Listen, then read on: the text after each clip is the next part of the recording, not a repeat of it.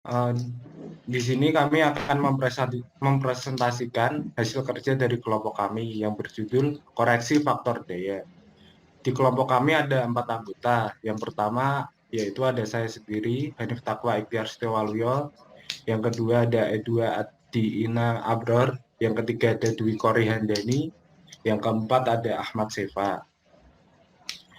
Yang pertama yaitu ada tujuan, di mana mahasiswa diharap dapat mendefinisikan kebutuhan maksimum, faktor diversitas, faktor beban, dan faktor daya. Yang berikutnya yaitu menghitung biaya energi listrik pada berbagai tarif. Yang ketiga, menghitung penghematan suatu konsumen industri yang dilakukan dengan perbaikan faktor daya. Berikutnya ada biaya pembangkitan dan transmisi. Yang pertama, ketersediaan daya.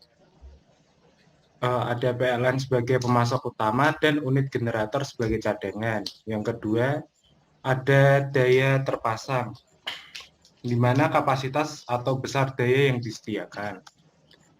Berikutnya ada kapasitas daya terpasang. Yang pertama, kapasitas daya terpasang harus sesuai dengan kebutuhan daya untuk mencatu segala macam beban. Yang kedua, ada kapasitas daya terpasang harus lebih besar dibandingkan dengan kebutuhan beban. Yang ketiga, namun kapasitas namun kapasitas daya terpasang yang berlebihan akan menimbulkan biaya beban yang tinggi. Berikutnya ada biaya produksi daya listrik. Yang pertama, biaya tetap. Tergantung investasi pembangunan untuk pembangkitan, penyaluran, dan pendistribusian energi listrik. Biaya kapasitas daya terpasang yang dihitung berdasarkan jumlah daya VA atau KVA. Yang kedua, biaya operasi untuk operasi sistem, gaji pegawai, bahan bakar, pemeliharaan listrik. Biaya pemakaian energi listrik dalam kilowatt. Berikutnya, Untuk selanjutnya, saya akan menyambung dari presentasi Saudara Hanif, yaitu tentang beban listrik. Untuk beban listrik, rasa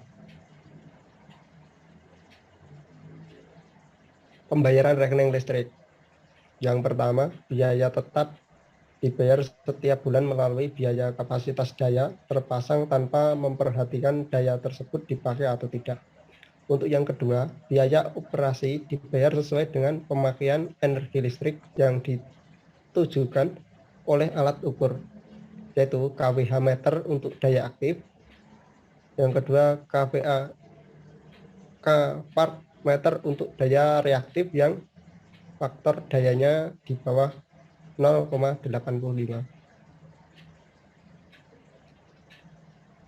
Untuk beban listrik terdiri dari fasa tunggal, yaitu daya semu, daya aktif, daya reaktif.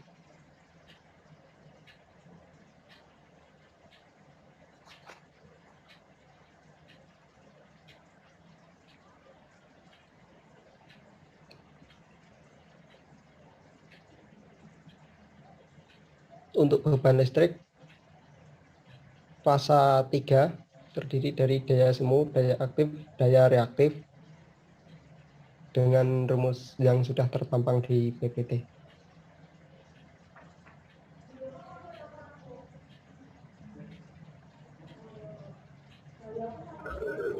Kemudian adanya segitiga daya.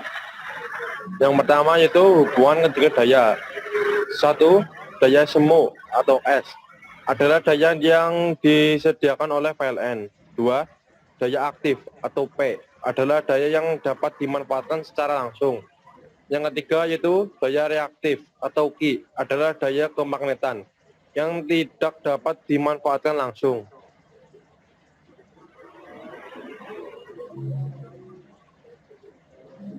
Kemudian jenis beban. Yang pertama yaitu daya yang diserap oleh suatu beban ditentukan sifat bebannya. Kemudian ada sifat beban, ada 3 yaitu 1. beban resistif, yaitu beban yang hanya menyerap daya aktif saja atau lampu pijar. Yang kedua, lampu induktif, yaitu beban yang biasanya menyerap daya aktif dan daya reaktif. Yang ketiga yaitu beban kapasitif, yaitu beban yang biasanya menyerap daya aktif dan daya reaktif.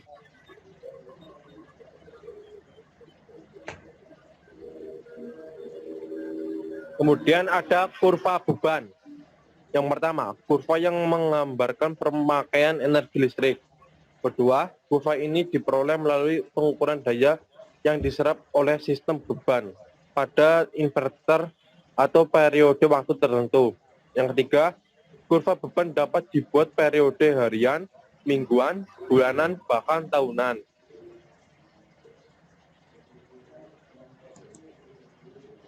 Hasil dari kurva beban. Yang pertama, daya yang diserap setiap saat. 2, beban minimum. 3, beban puncak. 4, perubahan beban untuk kurun waktu selama 24 jam. Beberapa pengertian. 1. Kebutuhan, demand. Kebutuhan beban, kilowatt atau kVi pada suatu interval tertentu. 2. Kebutuhan rata-rata atau average demand. Kebutuhan daya rata-rata untuk interval waktu tertentu. Contohnya sehari, sebulan, atau setahun. 3. Kebutuhan maksimum atau maksimum demand, yaitu kebutuhan terbesar yang terjadi pada suatu periode waktu tertentu, yaitu harian, bulanan, atau tahunan.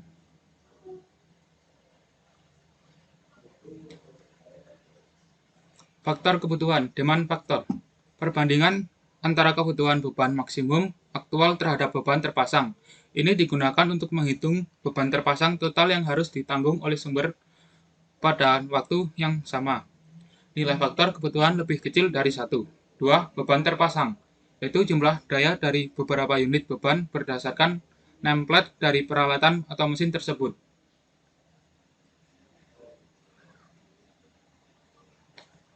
Faktor beban, load factor. Perbandingan antara beban rata-rata dan beban puncak dalam suatu periode waktu tertentu. 2.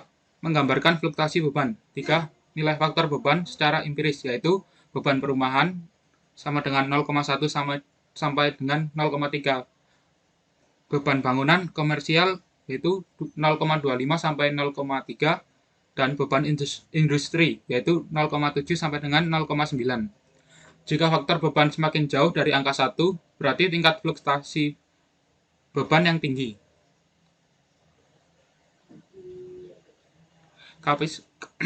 Penentuan kapasitas daya. Kapasitas daya terpasang dihitung berdasarkan kebutuhan beban dari suatu sistem. Adapun langkah-langkahnya yaitu tentukan jumlah kebutuhan beban, lalu tentukan faktor kebutuhan berdasarkan tabel faktor kebutuhan, lalu tentukan kebutuhan beban aktual dan tentukan kapasitas daya terpasang.